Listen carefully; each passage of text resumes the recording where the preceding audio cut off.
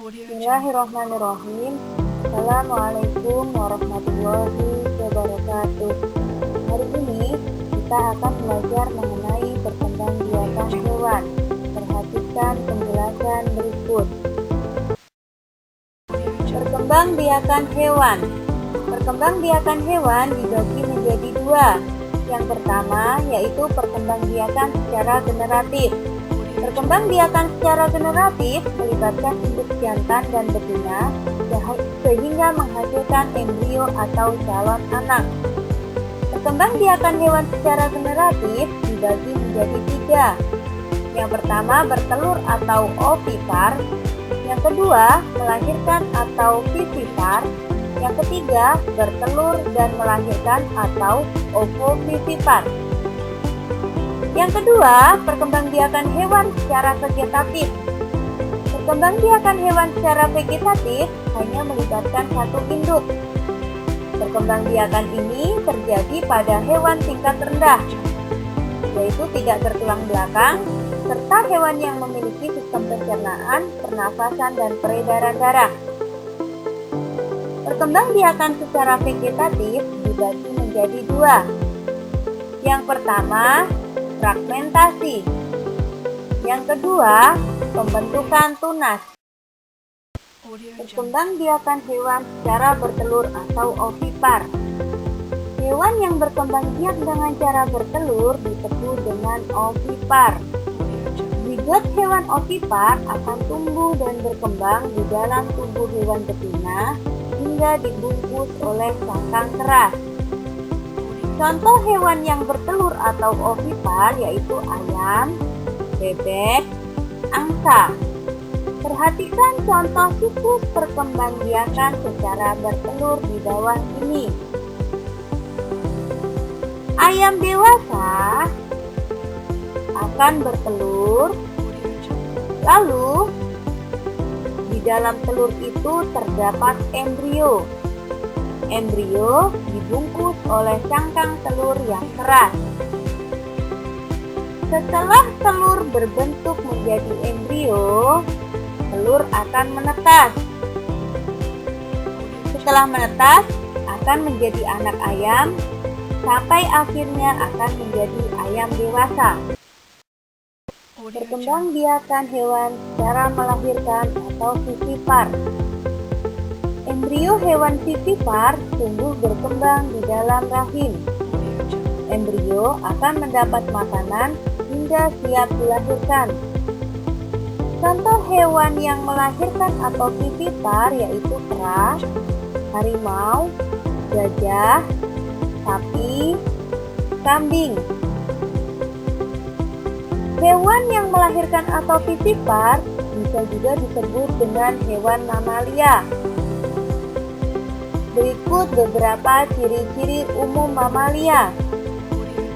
Yang pertama, sebagian besar hewan mamalia hidup di daratan kecuali ikan paus dan lumba-lumba hidup di air. Kedua, memiliki kulit yang terdapat kelenjar keringat dan kelenjar minyak. Ketiga, fertilisasi internal.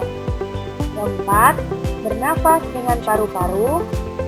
Kelima, berdarah panas. Yang keenam, memiliki ruang jantung sempurna yang berjumlah 4 buah.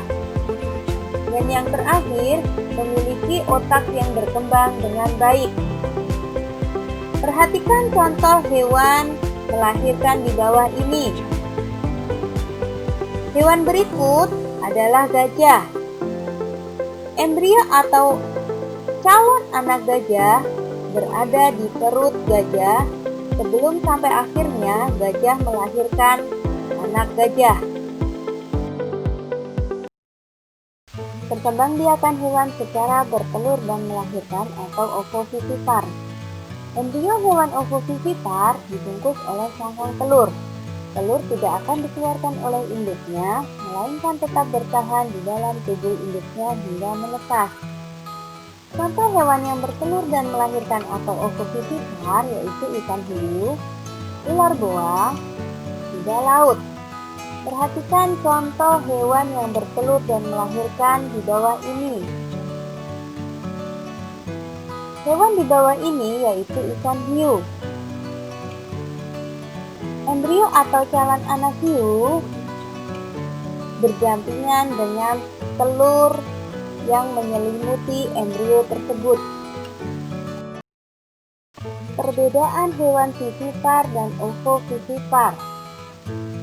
Hewan vivipar, embrio akan mendapat makanan dari induknya. Sedangkan hewan ovovivipar, embrio tidak mendapatkan makanan dari induknya, tetapi dari dalam telur yang mengandung cadangan makanan. Perkembangbiakan hewan secara vegetatif. Yang pertama yaitu fragmentasi.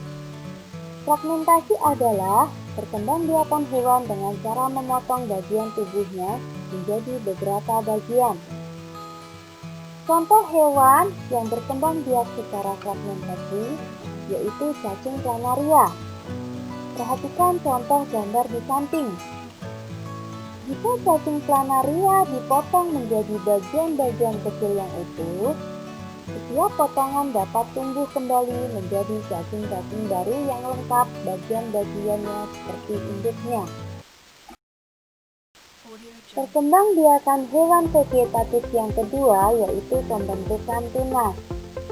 Tunas akan tumbuh dari tubuh induk, kemudian melepaskan diri dan berkembang menjadi individu dewasa.